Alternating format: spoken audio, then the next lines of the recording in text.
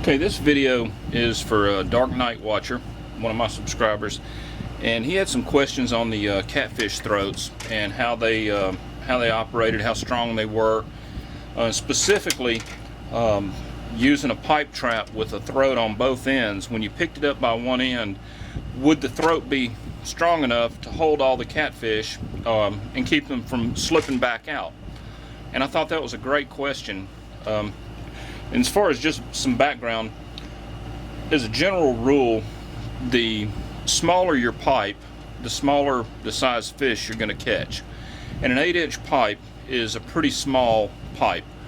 If you look at any fishnet catalog on the internet, you look at the hoop nets and catfish trap sizes, none of them are as small as 8 inches. I think about the smallest you can find is about 18 inches, and they go all the way up to 6 feet in diameter.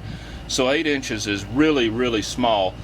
And the only reason that I would use a trap that small is because I have some scrap pipe, and you might have scrap pipe as well. And rather than throwing it away, if you can put it out there and catch a couple of fish with it, hey, that's dinner. You know, you're that much farther ahead and you don't have very much into it. So anyway, these are the plastic catfish trap throats that you can buy online. These things are about $5, $6 a piece, depending on where you get them and how many you buy at a time. And the platform here is 10 inches by 10 inches square. And the actual opening here is about 8 inches in diameter, which fits my pipes perfectly. So what I do is I just take a pair of 10 snips and I just trim it around.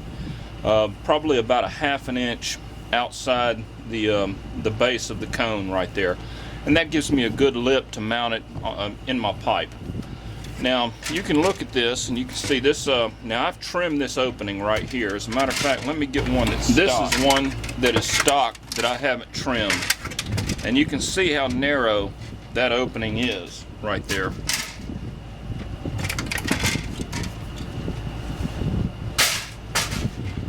And this is very, very flexible here.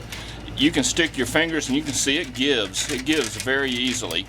And so it's going to be very easy for the fish to push his way through.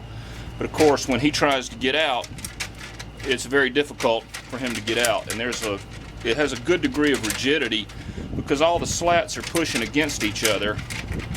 And so it's virtually impossible for him to get out. But I wanted to do some testing just to verify this, and since it's going to be a while since I do my next check, what I did is I came up with the next best thing here, and I have some fish. I've got a couple of 5-pound fish and I've got a couple of 3-pound fish, and we're going to see how this works out on our test trap here.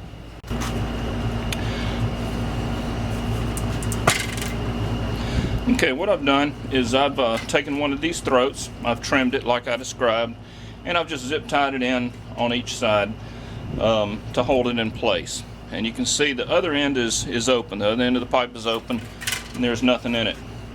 So what we're going to do is we're going to put some fish in here and see what happens. So we're going to put the fish down in here, and that's a 5-pound fish. I'm going to see. That's kind of hard to see down in there, but if I lift it up and shake it, you can see it's not coming out.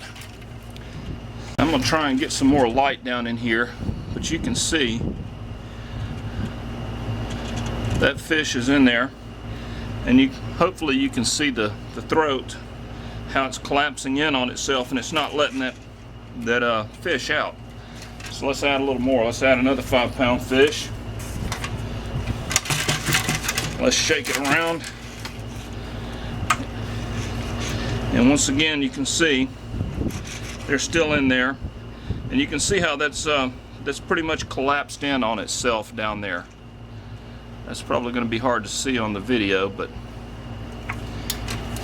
I'm going to add a couple of 3-pounders.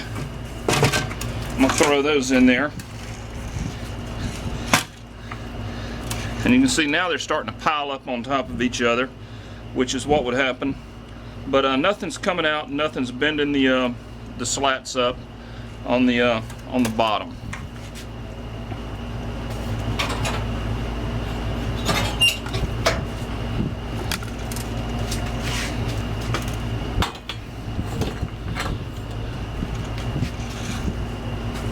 So you can see that I can pick this up and shake it and nothing's coming out there.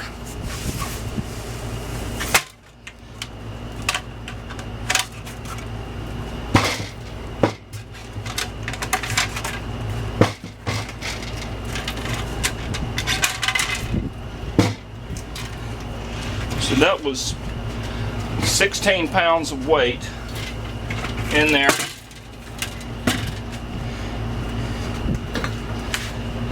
And let's take a look. So after 16 pounds of weight, you can see the throat's not deformed at all. And I've never caught 16 pounds of fish in a trap like this, and I don't think that's something I have to worry about given its small diameter. But anyway, that was a great question from Dark Night Watcher. I appreciate him asking, and hopefully that's addressed concerns that some people may have, and hopefully this has been of value.